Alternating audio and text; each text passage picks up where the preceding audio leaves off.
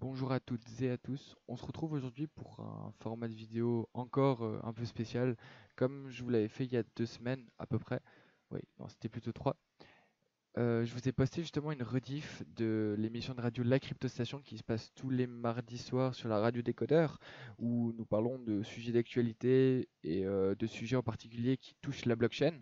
Et donc, vu que la vidéo vous avait pas mal plu, j'ai pensé que ça pourrait être intéressant de poster cette fois l'émission qui date d'il y a 2 semaines, et c'est donc sur les failles de sécurité qui se sont passées sur les différentes blockchains Verge, Bitcoin Gold et quelques autres, et aussi les différentes failles qui peuvent exister en Proof of Work. Et n'hésitez pas à me dire si la vidéo vous plaît. On a aussi la suite qui parle de la même partie mais sur le Proof of Stake. Donc ça parle des différentes failles qu'il peut y avoir avec ce protocole. Donc si la vidéo vous plaît, n'hésitez pas à lâcher un like et nous donner votre avis. Voilà, merci.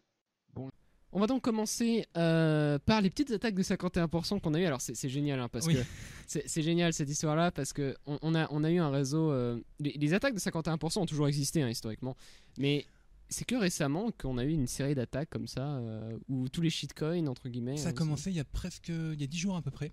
Oui voilà. Ça a commencé. C'est un peu plus vieux pour Verge, mais Verge c'est un cas particulier par contre. Ouais. Oui.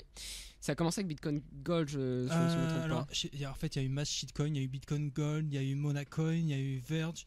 Verge qui est effectivement un cas particulier parce qu'il est encore plus. C'est même pas une faille de 51%, on va y venir. Oui, on y viendra. Mais parce que c'est de la merde aussi.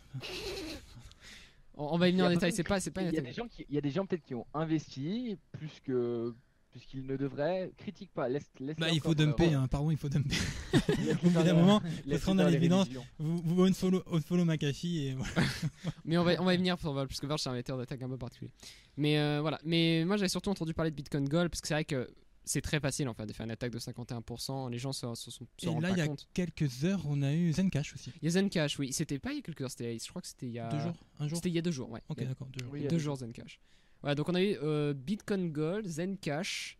Monacoin. Verge qui s'est pris 3 attaques. Il y en a eu 3, la connaissance. Puis qui ont duré longtemps en plus. Là. Oui, c'est des attaques qui ont duré sur des jours, alors que Bitcoin Gold ça a duré quelques heures et Zencash aussi. Voilà. Et Monacoin aussi, effectivement. Mais Monacoin, c'est très peu documenté. Alors en fait, ce qu'il faut aussi dire, c'est qu'il y a plein de shitcoins et des trucs de l'oubli, des trucs qui sont dans le Gange du Gange, tu vois.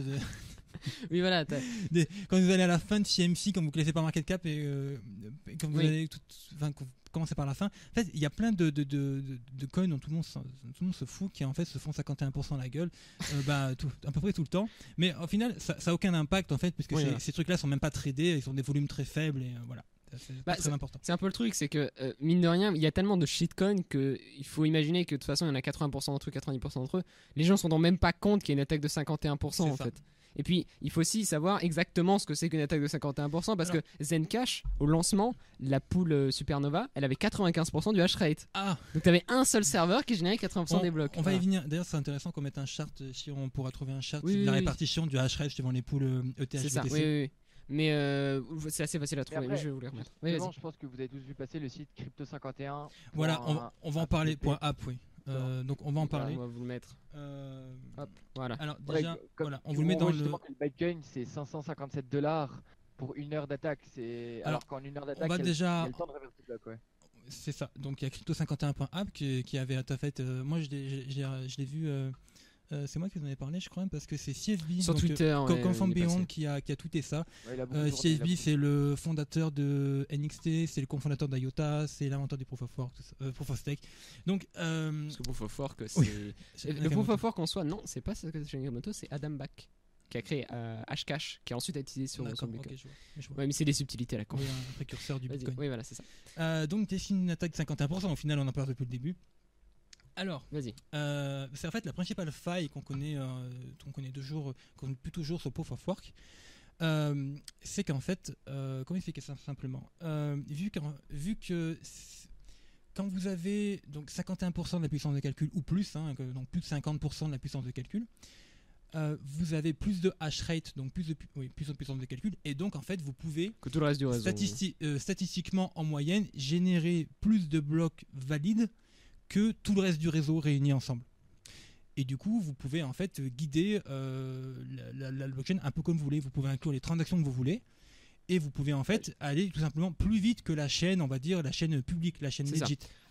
À partir du moment où on a plus de 50% de la puissance de calcul de minage d'une monnaie, on peut faire un peu ce qu'on veut en réalité, parce qu'on peut refuser tous les blocs des autres pools, et du coup ça veut dire derrière que entre guillemets la monnaie devient sous notre contrôle. Alors ça veut pas dire qu'on peut tout faire non plus, Quasiment. mais, Ouais, voilà, mais ça veut dire qu'on peut faire énormément de Parce choses. que tu peux aussi refuser toutes les transactions. On peut refuser toutes les transactions qu'on veut, Je vais venir. on peut inclure toutes les transactions qu'on veut, y compris les transactions sans frais. Il y a un truc, il y a un article justement qui disait comme quoi il y a 3 choses qui sont vraiment possibles avec une attaque à 51%. Double spend. C'est déjà justement comme tu as dit, c'est refuser toutes les transactions qui arrivent. C'est censorship, Donc, Ouais, sans sorte. justement, de la censure.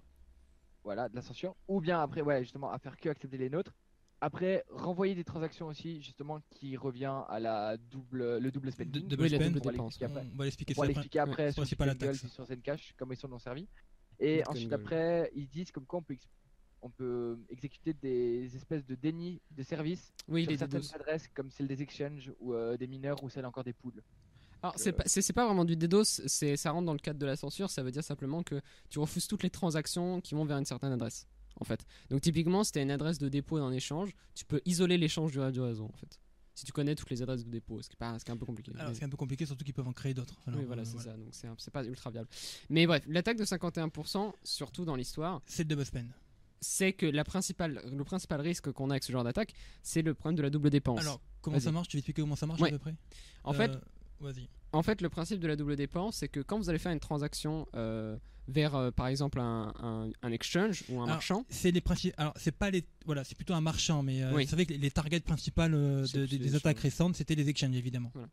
quand vous allez faire un échange, vous faire une transaction vers un échange, vous avez également un nombre de confirmations qui est nécessaire pour que votre transaction soit considérée comme valide. Parce que rappelons que dans le proof of work, il n'y a pas de finalité. Il y a C'est-à-dire aucune que finalité. vous n'êtes jamais sûr que votre transaction, elle sera jamais confirmée à vie. Voilà. Voilà, c'est que vous avez 99,9999999% et plus le temps passe, plus c'est élevé que votre transaction ne soit pas annulée. Sur Bitcoin, c'est considéré, à partir de 3 transactions, généralement les exchanges, ils Trois blocs. acceptent tout. Et c'est considéré à 6 comme vraiment. ultra Au-delà sûr. de 6 blocs, c'est-à-dire 6 blocs c'est 1 heure, au-delà d'une heure, on est Mais considéré que la- on parle c'est uniquement quasiment- de Bitcoin, hein, Voilà. pas d'un On autre parle de shitcoin. Bitcoin, hein, parce que les shitcoins qui ont des blocs toutes les minutes, c'est notre histoire. Mais le truc, c'est qu'effectivement, le risque, c'est que quand vous avez plus de 51% de la puissance de calcul, vous pouvez réorganiser la chaîne. C'est que vous pouvez en fait miner dans votre coin, Alors, en privé. voilà. En privé, c'est mieux en Et- privé, comme ça c'est surpris. Voilà. L'attaque est surprise. Comme ça, se fait une attaque surprise. Et ce qui se passe, c'est que vous allez d'abord envoyer une transaction vers un échange. Donc, par exemple, mettons, je vais déposer 10 000 shitcoins sur Alors, tel on va, échange. on va prendre un numéro de bloc aussi. Prenons par exemple le bloc 1000. Au bloc Ouais. numéro 1000, on envoie une transaction vers un exchange. Au bloc 1000, on envoie une transaction vers un exchange. On envoie 10 000 shitcoins. Donc les mineurs, les legit, la chaîne publique, la chaîne officielle en fait, les mineurs vont continuer à bloquer le bloc 1001, le bloc 1002, Ils vont miner le dessus. bloc 1003. Au bloc 1003, on va dire que l'exchange, on va dire qu'il y a 3 confirmations. Au bloc 1003, l'exchange il va dire c'est bon, il y a eu 3 confirmations, donc on te met ton dépôt sur ton compte de l'exchange. Voilà. Et les mineurs vont continuer après bloc 1004, etc. Sauf que à ce moment-là, à partir du moment où vous commencez à émettre la transaction, dès qu'elle rentre dans le bloc 1001, vous, en secret, avec toute votre puissance de calcul, qui est supérieure encore une fois à toute celle du réseau, vous recommencez à partir du bloc 1000 une chaîne parallèle. Une sorte de. C'est pas vraiment un fork dans le sens comme par exemple Bitcoin Cash. Vous minez la chaîne, c'est comme une chaîne, c'est comme si vous miniez une autre blockchain de votre côté Voilà. en fait. C'est Même, c'est là. c'est comme si vous faisiez un C'est le même fork de protocole. votre côté. Voilà, c'est un peu ça. fait. Voilà. Et comme vous avez plus de puissance de calcul, vous allez en fait miner le public. Et quand la chaîne officielle sera au bloc 1005, et vous allez être au bloc 1006. Quand la chaîne officielle sera au bloc 1010, vous allez être à plus du bloc 1010, 1015, je sais pas, peu importe, ça dépend de la puissance de calcul. Et il y a aussi un facteur aléatoire. Voilà, Et, justement, pour un petit exemple concret, par exemple sur le forum du Bitcoin Gold, il y a le main développeur, je sais plus si vous avez son nom rapidement.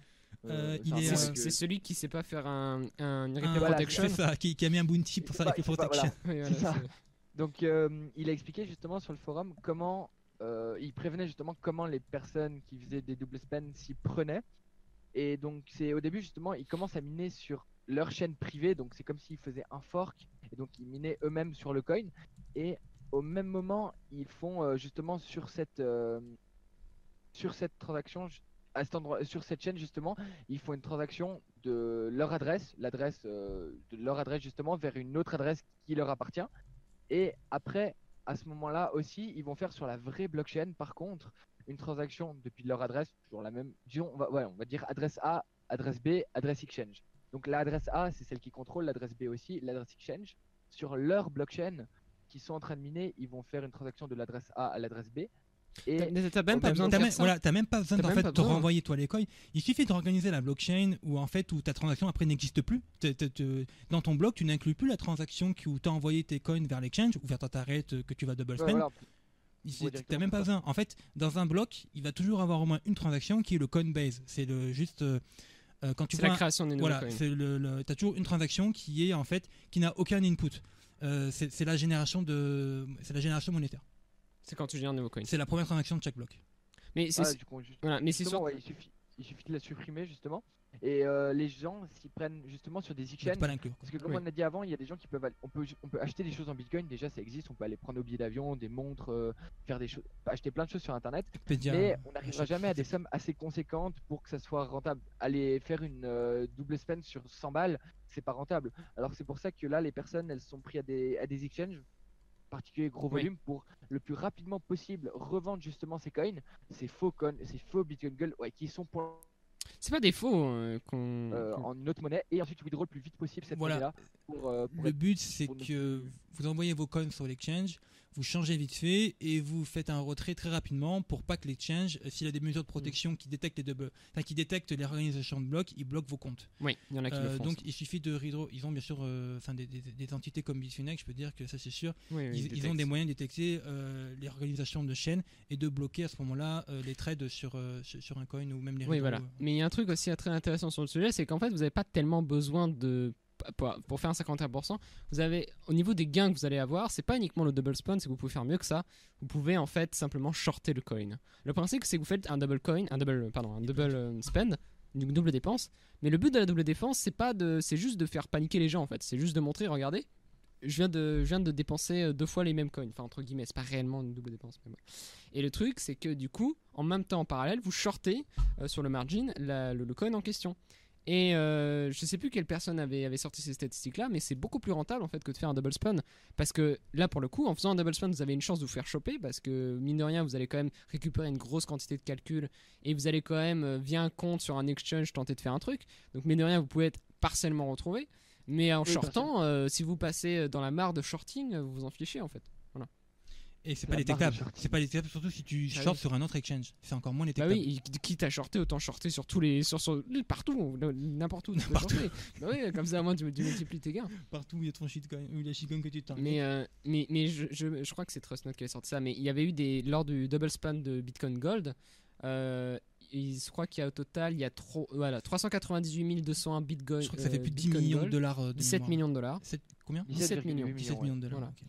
Et le truc, c'est que il y avait eu des soupçons, comme quoi effectivement, comment dire ça, t'avais des activités anormales au niveau du margin quelques heures avant, dans le sens où t'avais une explosion des quantités de short. Bien évidemment. Donc ça veut dire que t'as des gens qui ont Financé soit volontairement ça. ou alors qui peuvent carrément vendre l'info, dire regardez, Voilà, financer ça. pour ceux qui me donnent de la thune, je leur dis ce qui va se passer dans une heure et comment se faire plein de thunes, shorter tel truc parce que je vais double spawn sur tel truc. Et sur Alors, le Bitcoin Gold, à quel moment tu peux faire du margin dessus? Le margin, sur Bitfinex. Et sur Bitcoin Gold? oui, tu peux, oui. Ah, le Tu peux BTG, il est sur Bitfinex? Ah bah oui. Ah, c'est vrai? Oui, oui. Oui, oui. Ah, je sais pas Bitfinex, il qu'il y a avait tout une maintenant, là-dessus. c'est une poubelle. oui, c'est vrai. Ah, mais ils ont Avant- rajouté des avant, ils étaient coins select, mais- incroyables, hein, d'ailleurs. Ils en rajoutent par 5. Ouais, ou ça, Oui, ouais, oui, trois, maintenant quoi. c'est n'importe quoi Ouais. Bitfinex. Ils en ont ajouté 4 ou 5. Avant, tu vois, être sur Bitfinex, c'était comme être sur Kraken, c'était un signe de voilà, notre coin, c'est pas le n'importe lequel. Oui. Aujourd'hui, Bitfinex, tu rentres plus facilement sur Bitfinex, sur Bitrex, quoi, c'est n'importe quoi. C'est exactement ça. Et autre chose à propos du prix en fait du double spend. Alors on n'est pas sur du POS ou POS, en fait on n'a pas d'incentive vu qu'en fait vous allez perdre, on en parlera peut-être après.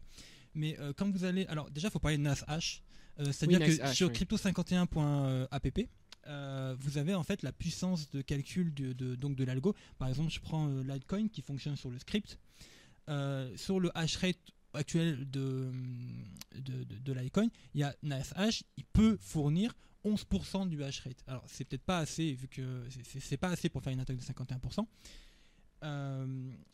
voilà, mais il y a des coins. Alors il y a des coins qui sont pas possibles à, je prends Bitcoin, Ethereum, c'est pas possible de les 51%. Il y a trop de puissance de calcul. Mais il y a des coins. Alors le premier qui Ethereum, tu as largement de quoi faire sur NiceHash. Voilà, Bitcoin Gold par exemple. Actuellement, il y a 143% de la puissance de calcul qui est disponible sur NiceHash. Bitcoin Gold, c'est quoi comme algo? Et GPU. C'est EQH. EQH, Oui, voilà. justement. C'est intéressant justement de prendre. Ouais, je me suis répété, mais Oui, tu bugs. Ouais. une attaque s'est faite sur Bitcoin Gold et sur Zencash. C'est pas un hasard en fait si les deux coins là ont été choisis, parce que c'est deux monnaies qui minent sur EQH. Zencash c'est un fork de Z classique, donc qui mine sur EQH aussi. Oui. Et Zcash c'est une monnaie quand même qui vaut 1 milliard. Et cette monnaie avec 1 milliard, il y a beaucoup de gens qui minent. D'ailleurs, il y a seulement 8% de la puissance de calcul qui est disponible sur NiceHash pour le Zcash.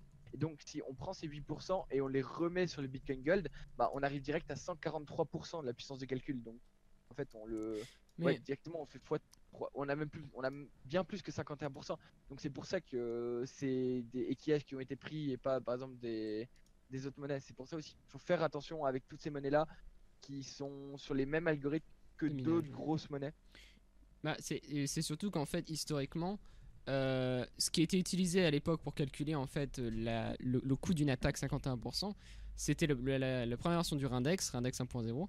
Et le principe c'était relativement simple, c'était on regarde le matériel qui mine le mieux sur l'algorithme de la monnaie qu'on va attaquer, et on regarde combien ça coûte d'acheter tout le matériel, et combien ça coûte en électricité, et on obtient le coût de l'attaque à 51%. Aujourd'hui, Mais c'est très très irréaliste, parce que vous n'allez pas, quand vous voulez attaquer une monnaie, vous n'allez pas acheter des millions d'antminers pour attaquer une monnaie. Non. Ce que vous allez faire, c'est que vous allez simplement aller récupérer la puissance de calcul là où elle est facilement récupérable, notamment NiceHash, parce que NiceHash a créé un marché. Faut peut-être du hash rate. expliquer ce que c'est que NiceHash quand même. En NiceHash, en fait, c'est une sorte d'application. Une marketplace. C'est un marketplace. Hein. Vous pouvez vendre de la puissance de calcul et acheter de la puissance de calcul. Alors c'est pratique parce que tous ceux qui savent pas miner, Jean-Kevin Newbies qui veut rentabiliser sa GTX 1060. Attends, tu te savent qu'il y en a plein qui nous écoutent peut-être Je suis méchant. Qui minent avec on en a vu il y a pas longtemps des pros qui des pros des mecs c'est pas des pros, des connaisseurs qui minaient avec NiceHash. Ouais. Voilà. Le principe c'est que vu que c'est compliqué de tout setup par mineur, la version courte c'est que vous lancez NiceHash, vous faites je mine, et il va automatiquement vendre votre puissance de calcul. Et ce qui va se passer, c'est que ça va être le plus offrant qui va récupérer la puissance de calcul de votre carte graphique. Vous achetez ça, ça s'achète et ça se vend à l'heure. Voilà. Vous achetez une heure de. Ouais. Vous achetez Ouais, une heure. C'est pas à l'heure, c'est des crédits en fait. Mais ouais. C'est 1 gigahash pour 24 heures, ça coûte 50 balles sur Ethereum. Voilà, mais 1 gigahash de quoi, tu vois? Ah, pour Ethereum, donc de Ethash. Et c'est pour 24 heures sur. Mais c'est. Des gigahash, c'est 8 balles. Voilà. Sur Crypto51.app, c'est les prix sur 24 heures.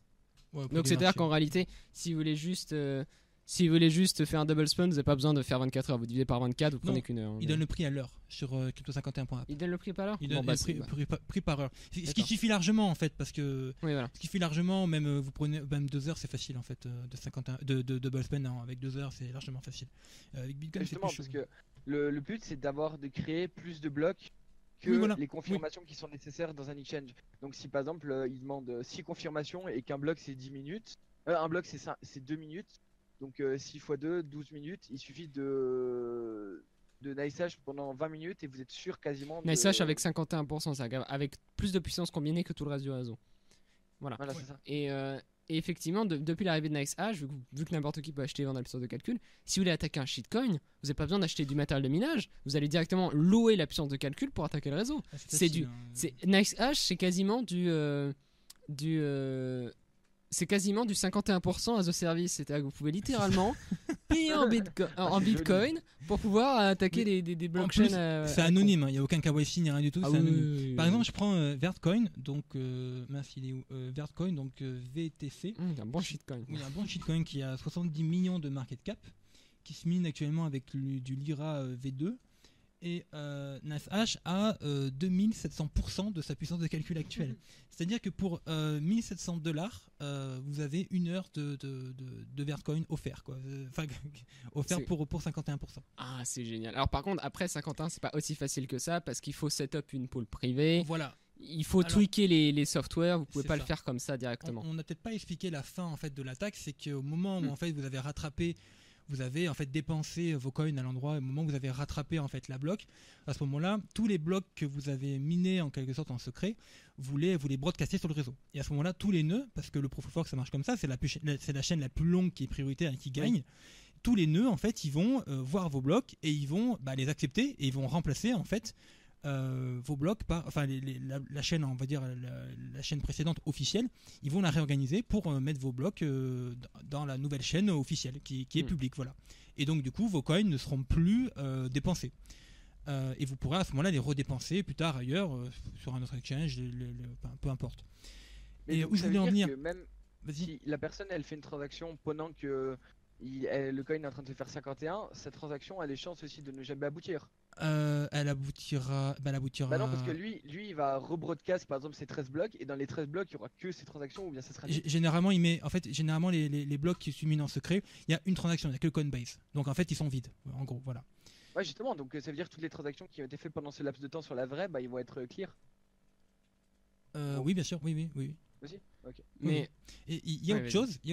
aussi sur la rentabilité de ce genre d'attaque, c'est que quand vous double spend, vous minez en fait la blockchain.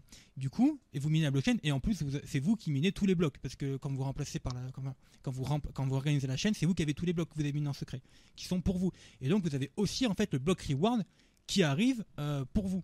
Enfin, vous récupérez aussi le block reward, et il n'y a pas de frais du coup vu que vous minez à vide généralement, mais vous récupérez aussi tous les blocs reward. Donc déjà petit 1, on va connaître votre adresse, elle sera connue. Donc faut faire ça sur une adresse séparée, mais ça, ils s'en chargent, ils sont pas bêtes. Mais en plus du coup, ça vous fait une incentive supplémentaire à 51%, parce que c'est des coins qui ont de la valeur. Ils auront moins de valeur parce que le coin il va instantanément en fait, la nouvelle va se propager et il va perdre de la valeur. Mais vous aurez en fait, vous pourrez revendre le block reward que vous avez miné. C'est 12,5 BTG je crois justement sur le Bitcoin Gold. Actuellement oui, c'est pareil, vu que c'est des forks du BTC, voilà. Que ce soit BTC, le bloc à chaque fois. Bicore, Bcash, Bigold, ils sont tous à un block reward. Stop Mathieu, pas la radio. Ils sont tous oui, voilà. Non mais il y a également un truc très important dans l'histoire, c'est qu'on parle d'attaque de 51%, mais la réalité c'est qu'on n'a pas besoin de 51%. Alors je vais y venir. Il y a deux choses à prendre en compte. Déjà, si vous prenez 51% de l'absurde de calcul, ce qui va se passer en réalité, c'est que vous allez vous retrouver, vu que vous venez d'acheter 50% de la puissance, de l'autre côté, il reste 100% de la puissance. C'est ça, en fait, il faut acheter 100%. Du coup, il faut acheter 100%. Sauf qu'en réalité, c'est pas vraiment nécessaire parce que si tu achètes. Donc en réalité, si tu veux attaquer le réseau d'un coup, tu achètes 100%. Si tu vas attaquer le réseau progressivement, tu achètes 50%. Et les 50% de l'autre côté, ils vont partir parce que ce sera moins rentable pour eux de miner. Et une partie également très intéressante dans l'histoire. Tu peux pas double spend comme ça. Parce que quand tu mines en secret, oui. Les mineurs legit peuvent pas miner automatiquement pour toi. Tu peux pas double spend en achetant tu peux double spend, mais ce qui va se passer, c'est que tu vas double spend de manière agressive et les gens vont s'en rendre compte. Tu peux juste en fait faire beaucoup de blocs orphelins et faire chier à peu près la blockchain. Voilà. C'est ça. C'est tout. Et il y a également un truc important, c'est sur ces histoires de double spend, c'est que Vlad Zamfir, on avait déjà parlé de cette histoire-là, mais il y a un problème également important, c'est que les gens qui vont défendre la blockchain, ils sont pas forcément organisés. Et les 51%, c'est en prenant en compte que les défenseurs sont organisés. La réalité, c'est que quand vous allez attaquer une blockchain, vous allez avoir tout un tas de pools qui vont pas être organisés pour se défendre et qui peuvent accidentellement miner sur justement l'attaqueur. Et ça peut se produire. Et c'est pour ça que Zencash, ils se sont pas fait 51. Ils se sont fait dans les 30-40%. T'as pas besoin de 51. En réalité, t'as besoin de moins de ça, parce que tu auras toujours des mineurs. Ça dépend en fait si tu mines en secret ou pas. Oui. Si tu mines en secret, tu es obligé d'avoir 51. Si tu mines en secret, vraiment, tu as besoin d'avoir 101% de la puissance de calcul public. Oui, voilà, c'est ça. En réalité, c'est ça. Le truc, c'est que cette histoire-là, c'est que même Bitcoin Gold, c'était pas en secret. Hein. Les blocs, ils étaient broadcast. Hein. Les mecs, c'est d'ailleurs pour ça que le Bitcoin Gold il s'est fait choper. Et que tu as des échanges qui ont bloqué les trucs. Parce qu'ils ont vu qu'en parallèle, tu avais une autre chaîne qui était en train de se faire et tu avais des mineurs qui minaient sur l'autre chaîne. Alors, y compris, je précise, des mineurs qui n'étaient pas de l'attaquant. Ça dépend effectivement si l'attaque réussit, ça dépend des exchanges et du nombre de confirmations. Je prends les cas de Zencash. Alors Zencash, en fait, il y a eu plusieurs branches en fait sur la blockchain. Il y a plusieurs attaques différentes sur quelques heures. Et donc je crois que la chaîne parallèle la plus longue, enfin la réorganisation la plus longue, elle a fait à peu près une vingtaine de blocs. ou une trentaine, peu importe. Mais sur Zencash, par exemple, Bitrex, il confirme en fait un dépôt à partir de 150 confirmations. Donc à ce moment-là, on 150. est 150. Ça doit être long, je pense. C'est pour montrer à quel point le truc il est tellement attaquable que bon, on prend pas de risque. Hein. On attend genre 3 jours, hein, comme ça, au moins on est sûr que ça va pas être je connais pas le block time du Zencash après. Zencash, je crois que c'est 2 minutes et demie, comme ça. Mais je peux dire de la connerie. D'accord, donc quand tu fais un dépôt, tu t'attends à quelques cafés quand même. C'est Zencash. Bon, bref, mais voilà. C'est mépris. Ce mépris permanent le que plus j'ai. gros rollback a été de 38 blocs 38 blocs, ouais. sur Zencash. Non, c'est 12 justement du sur coup, Bitcoin Gold. Du coup, c'est quoi les 38. dégâts au total? Effectivement, on a 398 200 à Bitcoin Gold volé, ce qui revient à 17,5 millions. Alors volé, hein, ça veut juste dire double spend. Ouais, voilà. Et en plus, on sait pas vraiment si c'est pas que l'attaqueur qui a ça. C'est-à-dire que si à ce moment-là, comme par hasard, vous faites un dépôt sur un exchange, c'est free money pour vous. Hein. Vous êtes là au bon moment, c'est tout. Hein. En fait, vous allez récupérer, l'exchange il va valider votre dépôt, il va y avoir quelqu'un d'autre, vous ne savez pas qui c'est, il va faire une 51%, il va organiser la blockchain, et vous allez retrouver dans votre wallet les coins qui sont revenus comme par magie, et sur l'exchange ils seront disponibles. Et là vous êtes vraiment gagnant à ce moment-là. Mais bon, c'est vraiment du hasard.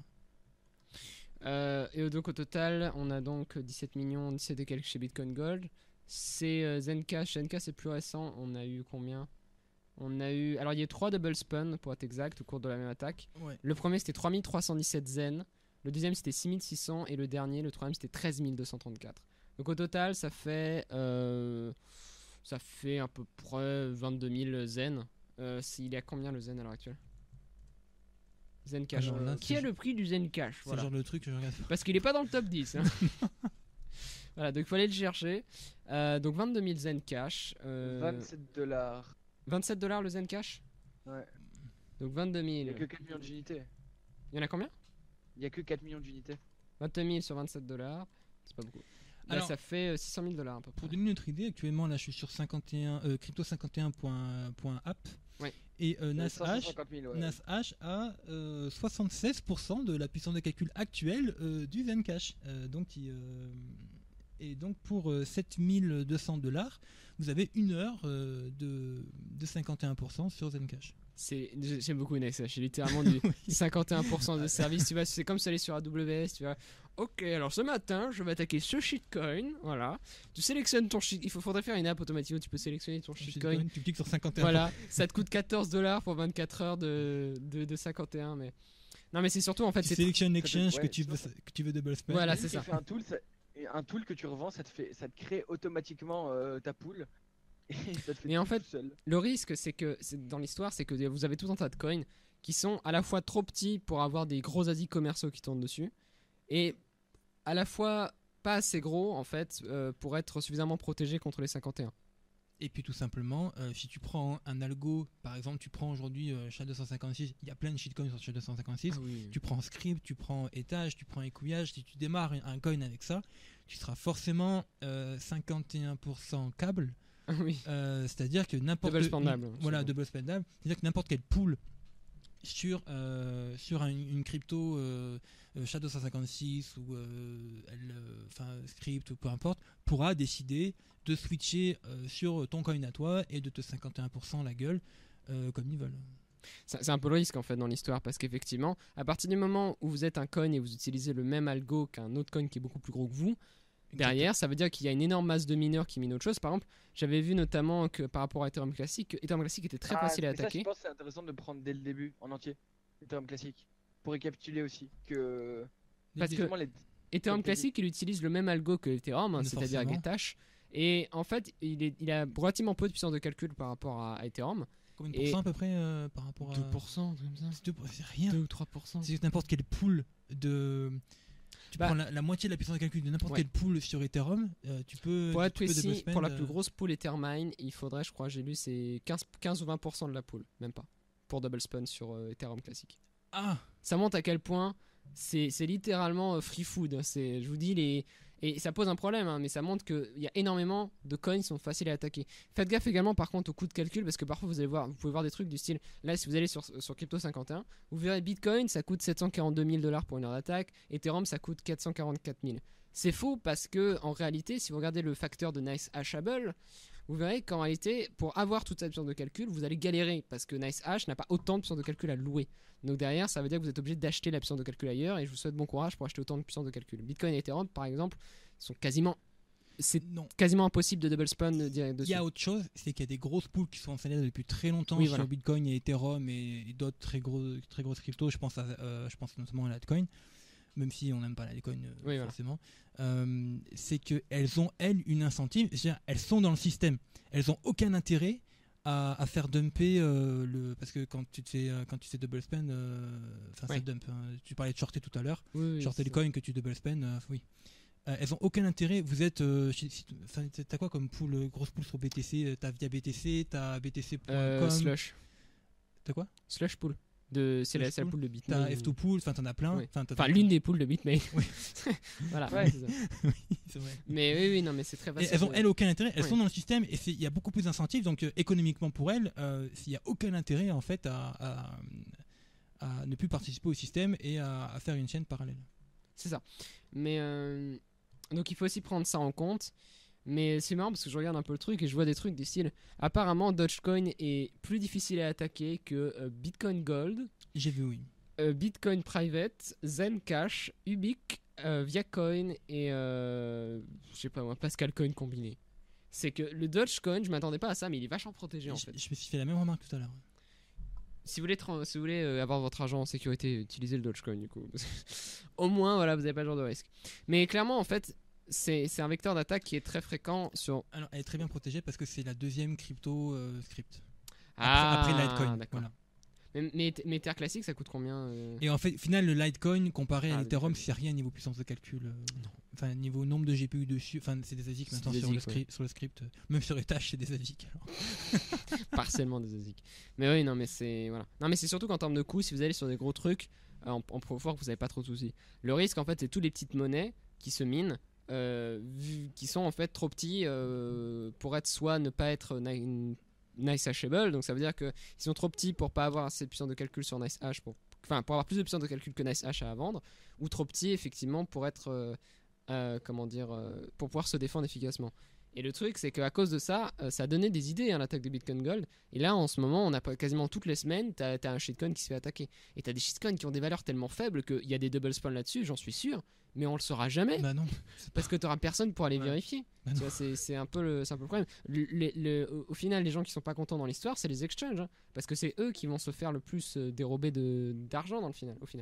Alors, ce qui Après, me- justement, Vas-y. pour la question s'est posée aussi pour le Monero, vu que c'est une blockchain qui est censée être private. Comment on va savoir, vu que les coins ne sont pas Bah oui. fungibles, comment on va la fungibilité, ouais, comment on va savoir si des nouveaux coins ont été ajoutés ou pas par Ah, rapport à les ça. échanges Alors- peuvent le savoir. Hein. Non, Ils alors- sont juste à checker leurs réserves et de voir qu'il manque il manque des monéros. Il y a un endroit qui a dû être crédité, ils ont rien Bah, su. tu si, vois. parce que les blocs ont. Si par contre, la réorganisation de la chaîne, on la verra sur Monero. Bah oui. Non, mais Un Un double spawn, un échange peut le détecter, hein, c'est ça qu'on le dit. On peut pas le faire de manière discrète. Alors, on peut le faire de manière discrète, mais les probabilités qu'un échange vous chope sont très élevées en fait. Pour pas vous faire choper, il faut vraiment que ce soit un gros shitcoin des familles. Hein. Ce soit vraiment un truc où personne ne regarde parce que tout le monde s'en fiche. Effectivement, sur Monero, tu peux pas monitorer tous les montants, tout ça, mais tu peux connaître si un bloc était remplacé par un autre. Ça, tu peux détecter la réorganisation de la bloc. La blockchain. L'organisation de la blockchain. Oui. Voilà, c'est ça le truc. Tu les vois les blocs, tu as accès aux blocs, tu sais combien de transactions ils possèdent, et toutes les transactions, ils ont un hash, mais t'as pas accès effectivement à l'émetteur. Enfin, ça dépend à quelle date. Oui, voilà. c'est ça, oui. Oui, bon, rentrons pas dans les détails. Oui. T'as pas accès à l'émetteur, au récepteur, enfin, t'as pas accès au receveur, t'as pas accès au montant, et t'as un choix d'émetteur. Potentiel. Petite parallèle en même temps, si jamais vous venez nous rejoindre à l'instant ou il y a quelques minutes et vous voulez interagir, vous allez sur lacryptostation.fr, vous avez un lien vers notre Discord et on a un channel live. Si vous voulez poser des questions, on y répondra. On va continuer. Chose assez intéressante également au passage, parce qu'on a beaucoup parlé de toutes ces attaques-là. Il faut qu'on parle également de Verge. Parce que Ah oui. Verge aussi s'est Ah oui. fait attaquer. Alors, c'est pas le même genre d'attaque. Parce que beaucoup de Ouais, gens c'est- disent Verge a eu un 51%. C'est pas Verge vraiment n'a ça. pas eu de 51%. Hein, voilà, c'est Non. pas le même genre d'attaque. Non, mais C'est pas du double spawn. vu que c'est de la merde. Attends. C'est de la merde. Alors, Alors, non, je reprends le truc. Laisse. je reprends le truc. En fait, Non. Verge, Voilà, le vas-y. principe, c'est qu'on mine sur plusieurs algos. Alors, je les ai pas tous. Alors, là, Ouais, on peut attendez. peut-être expliquer justement, voilà, justement l'algo, comment il fonctionne de base. Voilà. Alors, Bon, sur alors- Verge, vous pouvez miner. C'est un peu comme X11 en fait, où c'est un Là, c'est type. du X7. Voilà, c'est du. Mhm. Il n'y a pas que X17 en fait. Vous pouvez miner avec Verge sur X17, sur Script, sur Lyra, sur Blake et sur Gnost. Tous les algos qui vont se faire aziquer dans la prochaine. C'est je suis déjà. méchant. Le script c'est déjà aziqué. Le Voilà. script, c'est déjà aziqué. Et donc chaque algo a bien sûr une difficulté différente dans le protocole, voilà, qui s'ajuste indépendamment des autres. C'est ça.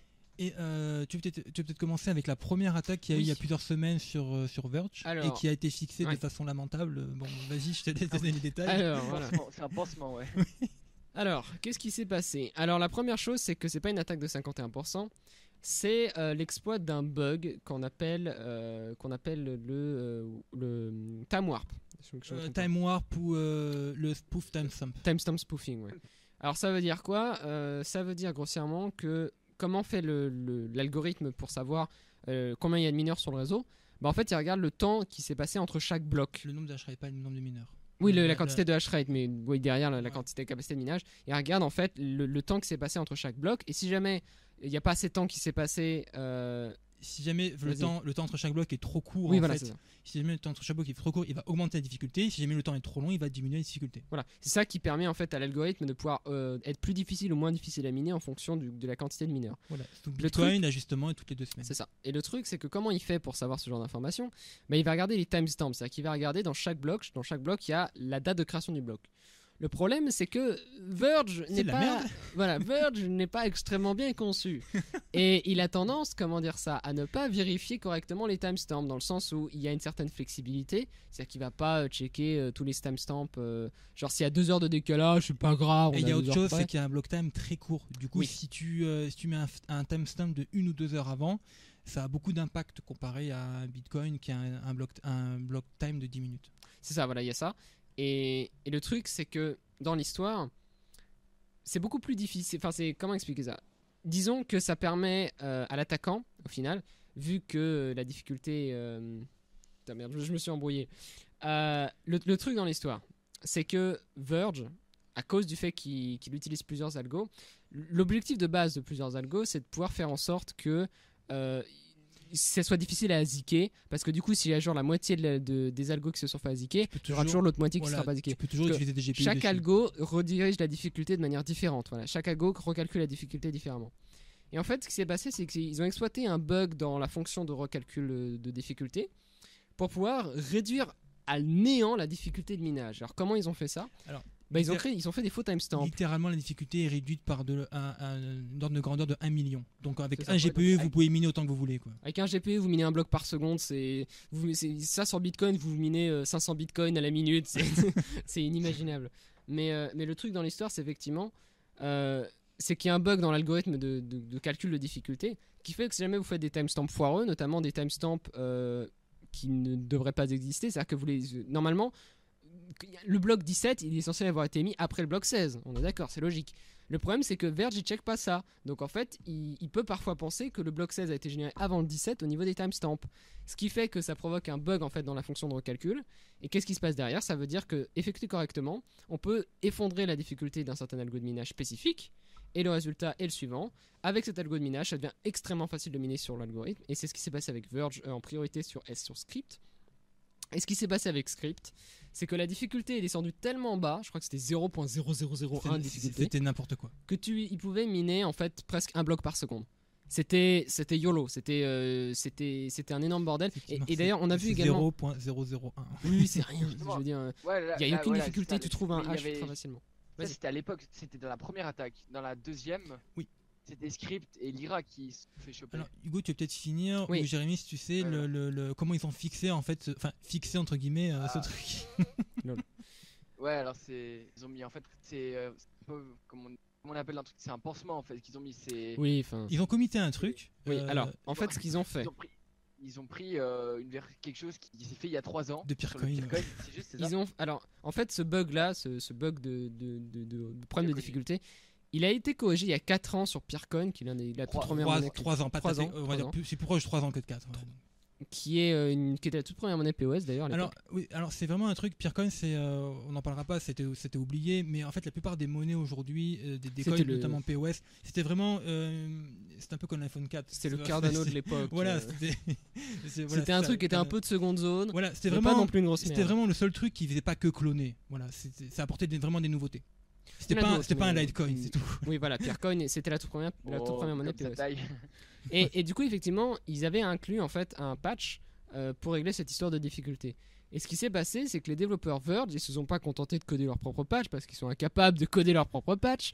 Ils ont simplement copié-collé le patch de Peercoin et ils l'ont appliqué sur leur truc. Sauf que visiblement, ces magnifiques développeurs ne savaient absolument pas ce qu'ils étaient en train de faire, puisqu'ils ont accidentellement hard-forké le coin.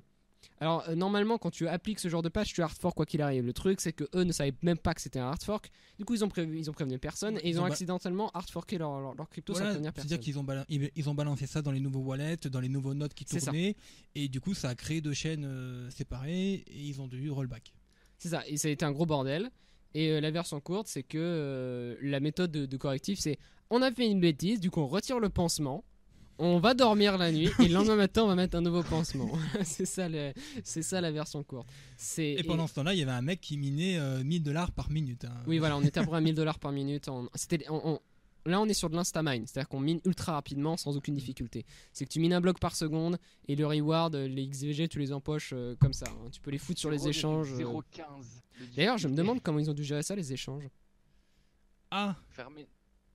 Ils ont dû bloquer quand même. Vu que c'est pas du double spend, c'est pas du double spend, ouais. Ils ont pas. Ils s'en fichent de. Eux, c'est pas leur problème, c'est le truc qui dump, ils s'en fichent en fait. Eux, les exchanges, ils sont pas targetés à ce moment-là. C'est pas les échanges qui sont targetés. Eux, ils risquent rien les exchanges en fait. C'est ça. Le truc va dumper, ils vont prendre des frais sur les transactions. C'est juste que du coup, au lieu de demander 100 blocs de vérification pour Verge, ils vont en demander 10 000. 10 000, ça prend 10 minutes. Non, mais voilà, il y a juste. C'est un peu ça. C'est un peu ça, voilà. T'es gentil, 10 minutes. Ouais, je suis gentil 10 minutes. Non, mais c'était n'importe quoi. Et surtout que vous imaginez bien que le Pro Fork, c'est pas fait pour miner à cette vitesse-là. À cette vitesse-là, ça va tellement vite que ça crée plein de blocs orphelins dans tous les sens. Du coup, ça devait être une horreur pour les nœuds pour être à niveau. C'est que les nœuds ils devaient calculer non-stop. Ça devait être très compliqué pour eux de se mettre à niveau. Ah, comme t'en parles, on dirait que c'est des humains, comme tu le dis, ça devait être compliqué. Bah, c'est des CPU, hein, je veux dire. Si le CPU il est à 100% et qu'il est pas assez rapide, vas-y. Ça nous fait de la peine comme tu t'en parles. Oui, mais c'est ça. Si le CPU est à 100% et que la blockchain va plus rapidement, bah le CPU il est largué, il arrivera plus jamais à se resynchroniser, tu vois. C'est que le réseau est plus rapide. Mais au final, bon, c'est voilà. Mais le truc, c'est voilà, il y a eu la première attaque de Verge et du coup ils ont corrigé leur histoire. Ça a été galère, mais ils l'ont corrigé. Sauf que vu qu'ils l'ont corrigé qu'à moitié, vu que c'était un petit pansement sur la première play mais pas la deuxième, bah en fait ils se sont simplement contentés plutôt que d'instamine sur un seul algo, ils ont simplement instamine sur 2 algos. Voilà, en fait l'une des protections protection entre guillemets qu'a Verge, c'est qu'on peut pas miner un bloc avec pas miner 2 blocs successifs avec le même algo. Disons que comme je disais tout à l'heure, il y a X17, Script, Lyra, Blake, etc. Il y en a un autre, j'arrive pas à prononcer là, je le vois écrit, je vois écrit dans le code en fait, je vois son acronyme. C'est Grossel. Voilà. Ce nom. Oui. Du coup, vous pouvez pas, par exemple, si vous minez le bloc N avec Script, vous pouvez pas miner le bloc N+1 avec Script encore. Donc l'attaquant, tout ce qu'il a fait, c'est qu'il a pris 2 cryptos qui étaient, 2 algos qui étaient très insachables. On en a parlé tout à l'heure. Donc il a pris Script et Lyra. Oui. Et il a tout simplement alterné entre les deux. Il minait les blocs pairs avec l'un et les blocs impairs avec l'autre. Il alternait entre les deux. Et donc les deux avaient des difficultés de 0.001 vu que le problème de base n'était pas fixé. Et il a pu en fait continuer à miner $1000 par minute à peu près. C'est ça. Ils ont fini par appliquer un deuxième patch. Et officiellement ça a été réglé. Alors il y a des rumeurs d'une troisième attaque. Mais vu qu'il y a très peu d'infos sur la troisième, on va pas prendre le risque d'en parler. Parce qu'il est dénoncé comme étant des FUD par certains. Bon après, il y a toujours des gens pour défendre leur shitcoin, mais... C'est de la merde. Voilà, non mais bon, tout ça pour dire que... et encore, parce que là, on n'a pas parlé du développement de Verge, hein, parce que bon, ça, il y aurait des choses à dire sur le sujet. Parce que bon, moi, quand je veux dire qu'on développe son coin d'anonymat, le principal objectif d'un coin d'anonymat, c'est d'être anonyme. Par exemple, tu peux pas dire que t'es intraçable, c'est plutôt intraçable, pas tellement anonyme. Oui, voilà. Donc Monero, actuellement... Pardon, Jérémy ? Il y a toutes les IP qui ont leak, non, chez Verge. C'est pas tellement ça, justement. Oui, c'est vrai qu'il y a eu ça en plus. C'est que officiellement ils étaient censés être protégés par Tor, mais il y a un exploit dans leur client qui permettait de récupérer les IP. Ah, d'accord. Parce que les IP, c'est d'ailleurs la seule chose qui protège vraiment Verge. Ah non, Bah, là, c'est le seul anonymat entre guillemets et c'est débile parce que si vous faites une transaction sur Ethereum vous allez passer par MyEtherWallet ou les serveurs de Ledger, Et donc ton IP n'est pas donc au public. final Oui, votre IP elle Tout à sera pas fait. publique, tout à fait. Ouais. donc c'est Et il y a le truc, c'est que Verge a une rich list. Donc niveau intraçabilité, on est moyen quand mais il n'y même. a aucune intraçabilité. Je veux dire, Monero était déjà plus anonyme il y a 4 ans qu'aujourd'hui. Monero, c'est le Zcash aussi n'a pas de rich list. Zcash un peu plus tard. Oui, non, mais les deux ont un historique anonyme. Ce qui n'est pas le cas de Verge, qui, en tant que coin anonymat suprême, n'est pas anonyme. C'est quand même le comble, c'est que tu peux retracer tous les coins et tu peux savoir qui a quoi en coin. Même. C'est le truc que Monero et Zcash ont réglé il y a 4 ans. Et Verge est incapable de le faire. Alors, ils ont annoncé leur protocole, là, le Wave Protocol. Mais le truc, c'est que ils sont en mode ouais, en fait, non, il n'est pas prêt, on le sort dans 6 mois. Voilà, et dans 6 mois, ils vont encore le retarder. Le truc, en plus, apparemment, ils l'ont copié-collé de shitcoins qu'ils ont récupéré. Parce que les devs Verge, la moitié, ils savent pas coder, donc ils se contentent de copier des commits de shitcoins. Enfin, c'est ridicule à un moment donné. Monero et Zcash sont les seuls vrais coins qui. Alors, sur le coup, ils ont deux méthodes complètement différentes. Monero a ses propres trucs custom et Zcash c'est du zero knowledge proof. Oui. C'est les seuls vrais trucs qui sont aujourd'hui intraçables. Même si Monero a eu des failles dans le passé, c'est le seul vrai truc. Oui. Après tout le reste, C'est que vrai, ce soit Verge, Ouais, Dash, ça, bon, il fallait être motivé. Hein, les pour, trucs dits. remonter. Pardon les trucs. Fallait être Oh fallait non, être non, motivé. non, c'était très facile. C'était assez Monero, facile en fait. C'était très Combien facile. Sauf Sauf si tu- c'était le 1 chance sur 3, non? C'était 30% de. C'était beaucoup plus. Ah non, non, non, non, ça dépendait du nombre de signatures. Mais genre, en dessous de 3 rings, t'avais 90%, 95%. Et même avec 12 rings, t'avais genre 20-30%. Enfin, 20-30%, c'est en sécurité maximale. C'est-à-dire que la plupart des gens, ils font pas des transactions comme ça. Hein. Parce qu'il y a aussi le problème de Monero, c'est que si toi, tu décides de pas avoir une bonne sécurité, bah derrière, ça va dégrader la sécurité des autres. C'est ça, il y a aussi. C'est un énorme problème Ouais. qui a été réglé avec Ring City, mais qui était existant avant. Et bon, bah, Ring City, c'est l'upgrade de Monero qui date, C'est de, ça. je crois, de février 2017. C'est celle qui corrige en fait les bugs d'intraçabilité. Et Les bugs. On a les parlé pro- dans une émission d'ailleurs. il me Ouais. les problèmes on en a d'intraçabilité. parlé. Et qu'est-ce que je voulais dire Je vais dire autre chose, je sais plus du tout. Oui, donc Verge, c'est un peu comme Dash et Pili qui se disent intraçables, anonymes, ce que vous voulez, qui sont en fait Dash et Pili, c'est un fork de Dash. T'as pas- non. Oui, un petit bug de. Ouais. T'as Pili, c'est un fork de Dash, et Dash en fait il fait juste du mixing intra-bloc. C'est de la merde. C'est-à-dire que si dans votre bloc vous êtes tout seul, vous avez aucune protection. Ah oui, non, mais c'est. Voilà. Mais c'est juste que.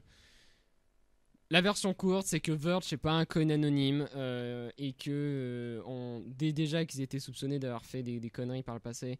Là maintenant, on a sous les yeux leur incompétence. Donc bon, c'est. Et là on pourrait attaquer Verge sur le comment dire, pas la volatilité, mais sur le pump and dump. Bon, on parle que du point de vue technique là, actuellement. oui. Ouais. Ah oui, ça c'est quand même ça. Tiens, on va faire une petite interlude sur le sujet, mais je sais pas si vous avez remarqué, mais Neo, Verge, Tron. Il y a aussi une nano, hein, comment il s'appelait, Ryblock avant. C'est des coins. D'ailleurs, ils ont quasiment tous rebrand. Genre Neo, ça s'appelait Antshare. Entière. Et Verge, ça s'appelait, tenez-vous bien, Dogecoin Dark.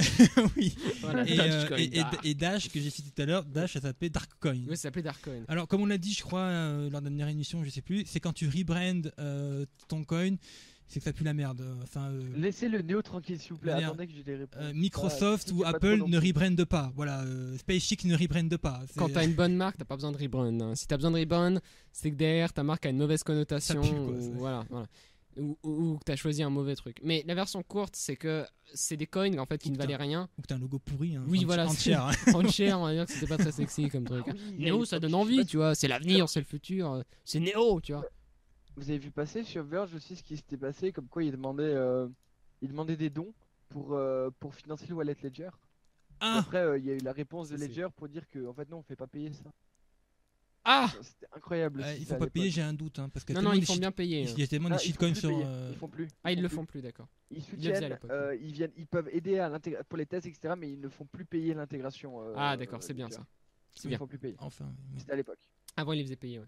Mais le truc, c'est que. Mais alors, du coup, où est parti l'argent Verge, rend l'argent. Non, mais le truc, c'est que. Voilà, tout ça pour dire que Verge, Neo, il y a eu Neo, il y a eu Ryblock, Nano.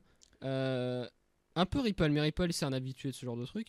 c'est des coins en fait, qui valaient rien il y a genre un an et demi. C'est des coins qui valaient des centimes et des Surtout, centimes, qui Verge, étaient il y a totalement inconnus. Verge, il y a un an. Alors avant mai, parce que là on est en juin du coup, Oui. avant mai 2017, ça valait vraiment rien du tout. C'est ça. Il a fait x 1000, x 10 000, je sais pas, peu importe. C'est énorme. Mais, Et tout le monde considérait ça comme des gros shitcoins. Il n'y avait aucun intérêt à en avoir. Et du jour au lendemain, il pump lentement mais sûrement. Et puis il continue à pumper. Et puis il continue. Puis Et McAfee arrive. il y a McAfee qui arrive, qui continue. C'est le coin du futur et de l'anonymat. Il y a tout le monde qui rentre dedans. Et ça monte bien haut. Il y a les ballettes qui dump. Et ça se casse la gueule. Le truc, c'est que là, c'est juste du pump and dump à très large échelle. C'est pas le pump and dump du dimanche de Bitrex où vous avez des groupes qui vont s'amuser à faire pumper un shitcoin et leur faire descendre en une minute. Là, on est sur du pump and dump sur des mois. On est sur du pump and dump à grande échelle, organisé par des gros groupes. Donc là, on parle pas de petites baleines, on parle de grosses baleines qui payent effectivement des influenceurs comme McAfee pour faire pomper leur truc.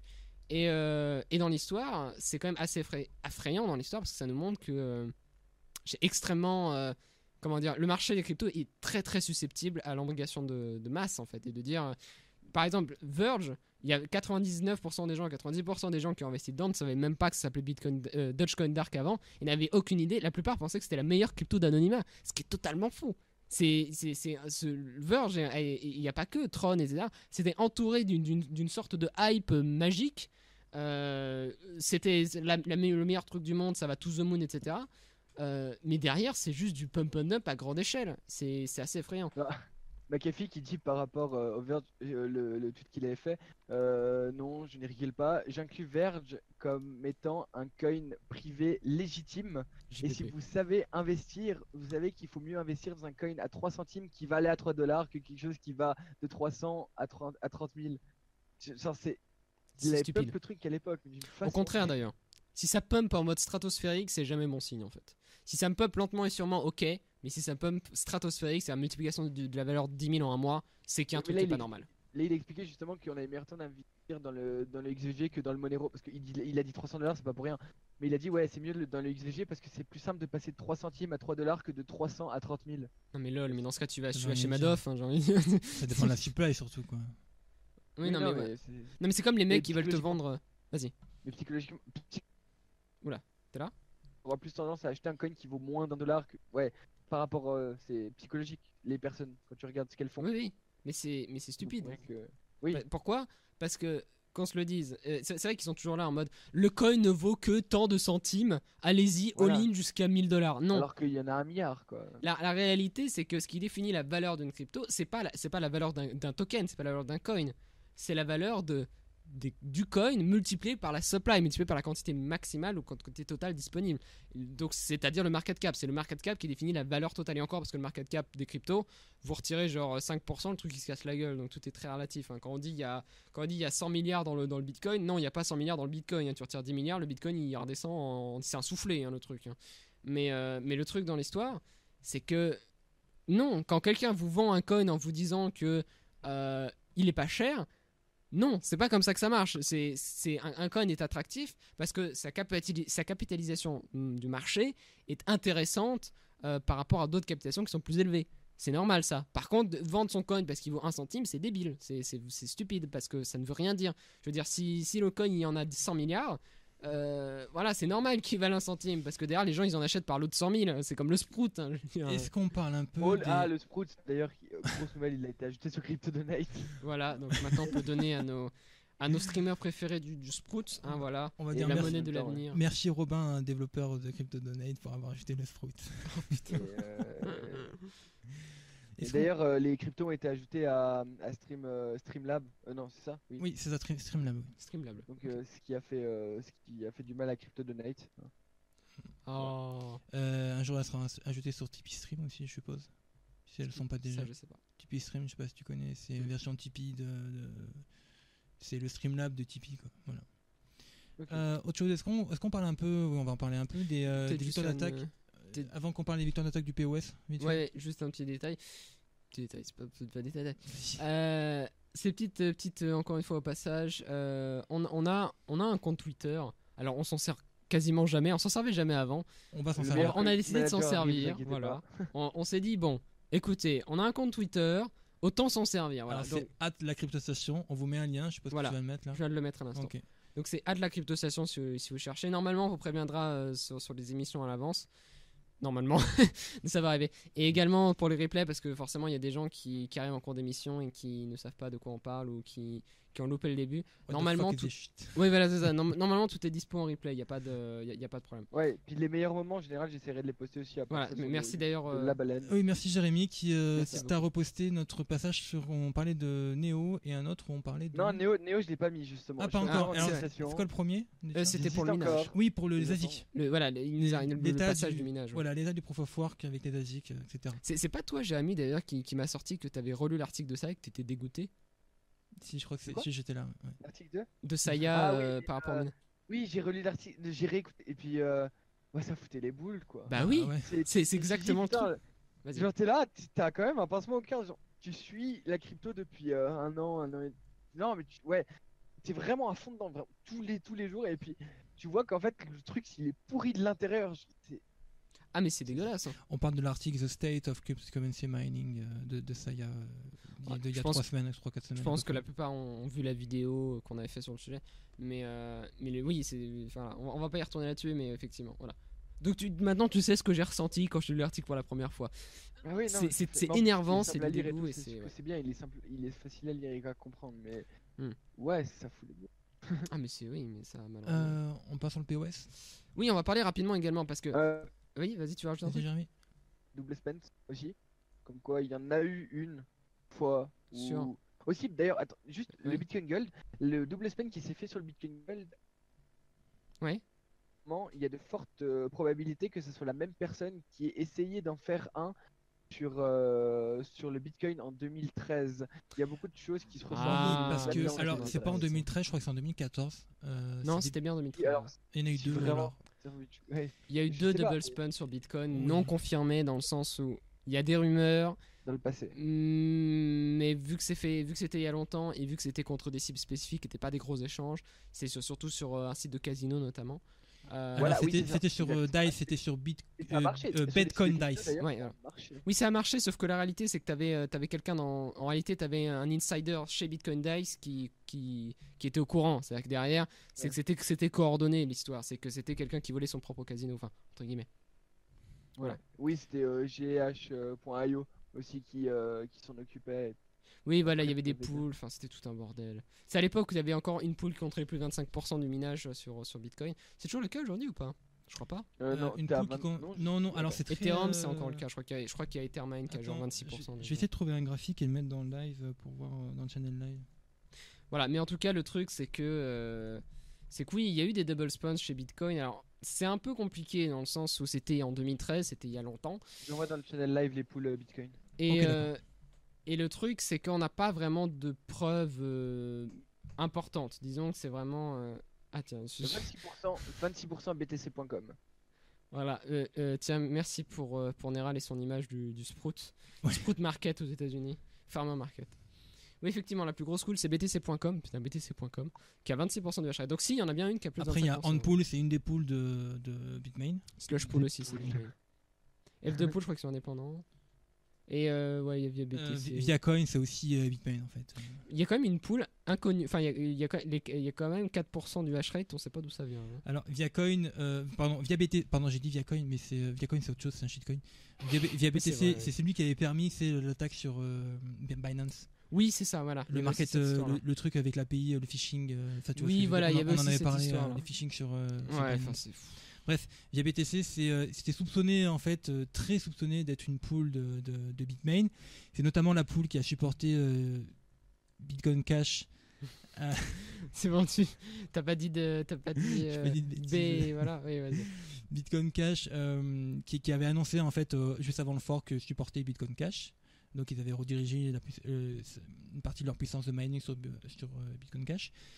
Et donc c'était confirmé en quelque sorte que c'était vraiment une pool Bitmain, car en fait l'un des community managers de Bitmain a oublié de changer de compte quand ils ont répondu à un tweet via BTC, où en fait ils ont répondu avec le compte Bitmain au lieu du compte via BTC. Voilà. Ah, joli. Voilà. JPP, quoi. Lol, stop. Mais justement, pour continuer avec le Bitcoin, il y a un topic sur Stack Exchange, d'ailleurs que c'est Xedion qui nous l'a envoyé. Oui, Ouais, il y a 6 ans. Hein. C'est Et il vieux. demandait est-ce que c'était vraiment nécessaire. Oui, bah, voilà. Est-ce que c'était vraiment nécessaire d'attendre des confirmations vu que il n'y a jamais vraiment eu de double spend déclaré sur le Bitcoin. Alors oui, Donc, il sur, faut. sur une petite argumentation sur ça. Et ensuite, après, si on redescend un peu plus bas, je vous mettrai le lien aussi je vous mets le lien dans le live en même temps. Donc, c'est dit comme quoi le 11 mars 2013, il y a un hard fork non planifié qui a été fait, donc ce C'était qui a un bug. permis aussi de faire une attaque de double spend qui a fait 10 000 $ à peu près. Ouais, mais c'était involontaire cette histoire-là, donc c'était pas. C'était pas Mais volontaire, quand c'était un bug dans un software, dans un des softwares. C'était pas un double spend volontaire en fait. Hein. Puis c'était à l'époque, ça valait pas grand chose, donc c'était pas vraiment un problème. Ah, ça valait 10 000 $. Ouais, voilà. Mais... Non, le Bitcoin valait 10 000 Non. Non, Non, le double non. spend valait 10 000. Oui, voilà. La oui, somme valait bon. 10 000. Voilà. Parce que tu as fait peut-être 10 000 BTC. C'est rien par rapport au double Tu as fait spend un de 1000, l'heure du en Bitcoin. 2013, Tu as fait en peut-être 2013, ouais, ça devait 1000, 100 ou être, 1000 BTC, peu importe. Tiens, d'ailleurs, au passage, je vous ai mis également dans le truc du live, dans le chat du live, la distribution pour Ethereum. C'est à peu près la même chose que Bitcoin. Une distribution du hash rate, on parle pas C'est de. même pas de Très coin. très similaire. Hein.